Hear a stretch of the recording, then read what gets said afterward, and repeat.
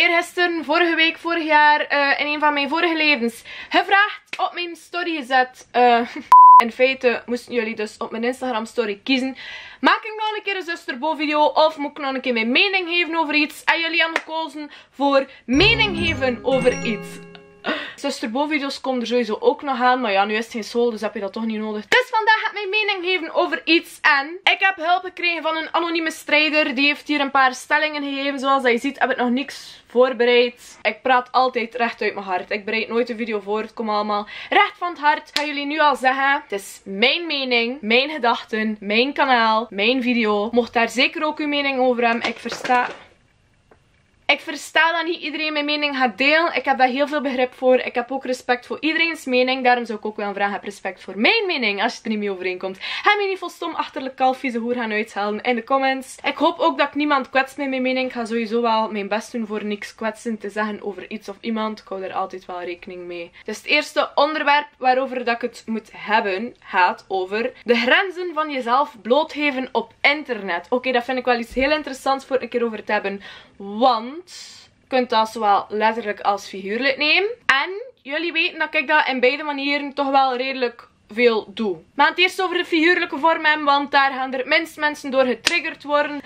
Jullie weten dat ik heel mijn leven op het internet ga ik zeggen, want dat is wel een beetje veranderd. Ik heb over alles gepraat. Over mijn vader dat gestorven is. Over hoe dat ik het verwerkt heb. Over mijn diabetes. Over alle negatieve en positieve dingen dat ik heb meegemaakt met mijn diabetes. Ook over het feit dat ik heb moeten stoppen met mijn hogeschool. En de redenen waarom. En al de rest. Ik heb over superveel gepraat. Jullie weten bijna alles over mij. Wat dat eigenlijk wel nadeel heeft. Ja, dat je letterlijk alles over mij weet. Ik heb niet zoveel privacy. Dat is mijn eigen keuze. Ik weet dat. Dus niet begin zelf van, dat is je eigen keuze, stomkalf. Ik weet dat dat mijn eigen keuze is. Daarom zou ik het ook... anders zou ik het ook niet doen. Ik heb daar wel een heel groot voordeel uitgevonden. En dat is voor mij wel het belangrijkste. Het voordeel is dat ik heel veel mensen heb kunnen helpen. Heel veel mensen zaten ook in die situaties en dachten van, tja, ik ben alleen.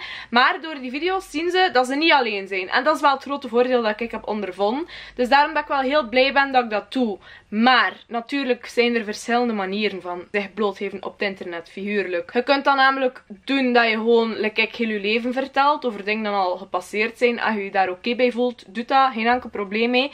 Maar je mag natuurlijk ook niet te veel doen, zoals die dwaze die er fucking bankrekeningnummer op Twitter gooien. Oké, je gaat misschien 20 cent krijgen van iemand dat wil sliden in je DM en niet durft en die gaat je 20 cent doneren. Maar oké, klaar. Pas gewoon op, zet niet te veel natuurlijk online. Je mag natuurlijk vertellen over ervaring. Dat is heel leuk, van mensen kunnen daar steun in vinden, maar begin niet al je privé shit te veel online te zetten. Dat is ook niet goed. En ik wil het hebben over nog iets dat ik ervaren heb in het afgelopen jaar. Jullie weten, als ik vroeger een vriendje had, ging ik echt zoveel mogelijk foto's delen en al de mooie dingen proberen tonen. Ook al waren er niet zoveel. Maar oké, ik wou altijd de mooie ding tonen en ik heb ondervonden dat dat fout is. Ik ben nu een jaar en een half bijna samen met Pieter. Dat is mijn eerste relatie waar ik bijna niets deel online. Ik ga heel soms wel een keer een foto zetten en heel soms wel een keer een leuk tweetje over iets liefs dat hij gedaan heeft. Maar geloof mij, dat is echt maar 1/600.000ste van heel onze relatie. Like, die jongen doet zoveel lieve dingen voor mij en ik zeg daar letterlijk niks over online, omdat ik iets heb van, weet je al, een relatie is met twee personen en enkel ik en hem kunnen daarvan genieten. Ik kan iets van, kijk, we gaan alles delen met de wereld, maar hoe meer dat je geheim houdt, hoe beter ook. Want nu zijn er veel minder boze ogen op die relatie. Ik ga niet zeggen dat ze er niet van weten, maar ze weten er niet veel van. Dus ze gaan ook niet slecht kunnen wensen voor ons. Ze gaan ook niet kunnen stoten. Moest ik elke dag een foto delen van hem en zeggen van, oh, je heeft vandaag mijn voetjes gemasseerd en koffie gezet voor mij en een eitje. Oké, ik heb dat vandaag nu wel getweet.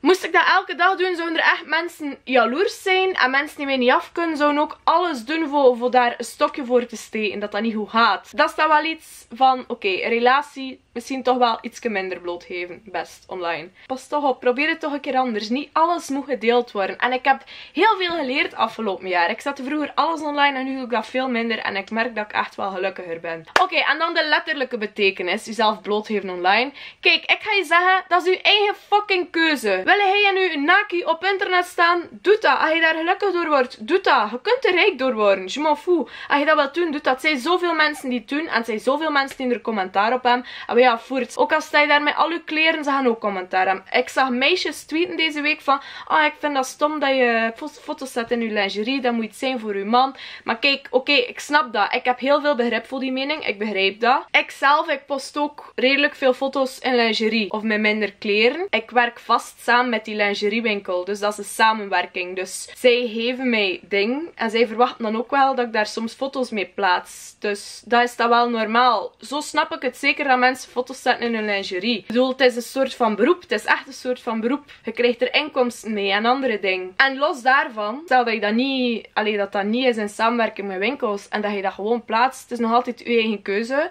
De mensen die er niet wel naar kijken, moeten er niet naar kijken. En dan hij zegt van, kijk, ik heb schone tetten, ik wil ze tonen. En wel, toon je tetten, weet wel. Tetten zijn mooi, tetten mogen zien worden. Als je in je string wil foto's zetten, doe dat ook. Dat is je eigen keuze. Als je 12 jaar bent, moet je dan nog niet gaan, naaktfoto's of zo online zetten. Ja, ik ging nu zeggen, niet dat je al veel tetten hebt tegen dat, maar ja, kijk, ik heb 12-jarige kijkers die dikkere tetten dan ik. Maar oké, ik vind wel dat er zoiets is als een leeftijdsgrens. Dat vind ik dat wel. Betalen voor toiletgebruik. Dat is ook eentje. Ik ga ze niet allemaal doen, want ik zit al aan 10 minuten. Ik ga veel werken om dat te editen. Oké, betalen voor toiletgebruik. Ik vind dat persoonlijk overbodig. Ja, oké, sorry. Het toilet, als je dat doorspoelt, dat is water. En dat kuisen, dat heeft ook een beetje werk. Ik bedoel, er is iemand dat moet kuisen, dus dat snap ik dat wel. Maar het is iets van de natuur. Weet wel, hetzelfde met tampons en maandverband. Dat vind ik dom dat we daarvoor moeten betalen. Oké, het moet gemaakt worden. Fabriekskosten en zo, maar ze vragen daar te veel geld voor. Dat is iets waar wij niet voor kiezen. Wij kiezen niet voor onze fucking regelstem. Dus vind ik dat dom dat we daarvoor moeten betalen. En bij het wc is dat net hetzelfde. Je kunt er niet aan doen dat je moet pissen. Als je moet pissen, moet je pissen. En de ene mens moet meer pissen dan anderen. Dus vind ik dat een beetje heel jammer. Bij de diabeten, in feite, technisch gezien, moeten wij niet betalen voor het toilet. Maar kijk, ik ben zo'n mietje, ik betaal toch. Ik vind dat zo erg voor die mensen die daar zitten. Ik bedoel, misschien is dat hun enige inkomen, ik weet dat niet. Is dat niet een soort van vrijwilligerswerk, zo soms in die toiletten, en dat dan zo'n enige inkomen is? Ik heb dat een keer gehoord. Maar technisch gezien moeten wij niet betalen, omdat wij echt soms 8 keer in een uur moeten gaan plassen. Ik bedoel, wordt gewoon blut van die ziekte als je dat zo bekijkt, weet wel. En ik heb zelfs gehoord dat wij zo letterlijk in zo bijvoorbeeld de Zara of whatever, en gelijk waar dat we ook zijn, mogen vragen om naar het wc te gaan. En als ze nee zeggen, mogen wij die echte proces aan doen, hè. Ik bedoel, ik heb dat gehoord. Ik weet niet zeker als het zo is, maar blijkbaar als diabetes moet je niet openbaar betalen voor het toilet. Maar ik vind dat ze dat dan ook voor iedereen moeten doen. Want het gewoon mensen met een kleine blaas. Ik vind dat ze moeten afgeschaft worden. Maar aan de andere kant begrijp ik het ook wel. Die mensen die daar zitten, moeten toch ook iets verdienen. Want dat vind ik gewoon, dat ze dat gewoon, ja, de plaats zelf, die mensen zou moeten betalen. Ik bedoel, het genoeg haalt. McDonald's, niet zeveren, het genoeg haalt. Moet u lief meebetalen voor de pil? Ik vind van niet. Nee. Ik vind, de pil pak je nog altijd zelf. Ik heb die moeten beginnen pakken op aanraden van mijn dokter, omdat ik een beetje probleempjes heb met mijn moederspel daar. Maar oké. Je hebt ook veel meisjes die single zijn en de pil pakken.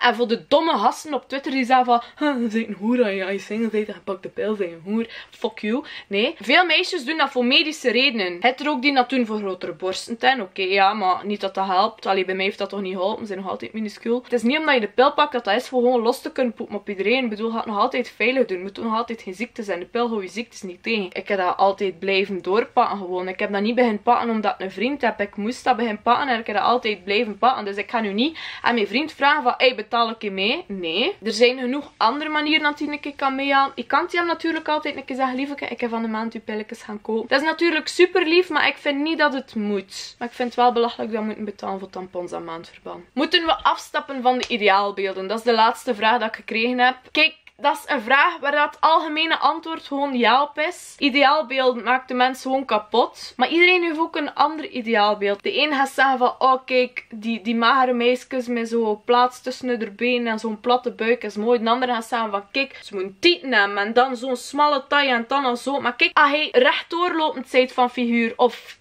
8 hoeken net of weet ik veel wat. Je zijt mooi. Aanvaard jezelf lekker of dat je zijt. Hot maakt geen fouten. Dus verandert er dan ook niks aan. Verandert niks aan jezelf. Laat je lippen niet opspuiten. Laat je tieten niet opspuiten. Ik vind dat ik kleine tieten heb. Ik zou gerust grotere tieten willen. Maar ik ga geen borstvergroting laten doen. Omdat je moet nog altijd blij zijn met hoe dat je bent. Je moet blij zijn met hetgeen dat je hebt. En niet triestig zijn om hetgeen dat je niet hebt. Want veel dingen dat hij hebt, wil iemand anders hebben. En die heeft dat dan niet. Niemand gaat nooit helemaal tevreden zijn met jezelf. Ik ben heel tevreden met mezelf, maar nog altijd niet 100%. Ik denk dat niemand dat is. Gaat altijd wel iets nog meer willen. Of iets groter of iets kleiner. Of die ideaalbeelden maken dat alleen maar erger, vind ik. Dat gaat gewoon maken dat we nog meer ontevreden zijn en dat we nog meer dingen willen. Daarom dat ik ook soms een keer een fotootje op mijn Instagram zet waar je mijn silhouet kunt zien of mijn vetrolletjes. Fototoon van kijk, ik heb dat ook. Niet dat ik speciaal ben of zo, ik voel me niet speciaal, maar veel mensen die naar mij opkijken sturen zo van, je bent perfect, je hebt niks van foutjes. Maar ik heb wel foutjes. Gasten,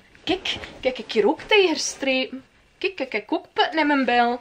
Kijk, ik ook een vetkwab of 6. Oh ja, bedoel, dat is normaal. Dat is normaal, mensen. Als je dan nu meer hebt dan een of een ander, dat is niet echt. Zijn dan andere dingen dat bij je er, ik ga niet zeggen niet goed zijn, die dingen zijn daarom niet slecht. Allee ja, niemand is perfect. En één gaat mooier zijn van uiterlijk, maar dan lelijk van innerlijk. Dus je moet dan gewoon zo denken. Als je van jezelf vindt wel lelijk, misschien heb je een veel schoner herten dan, ik weet niet, de mooiste meisje van België of zo.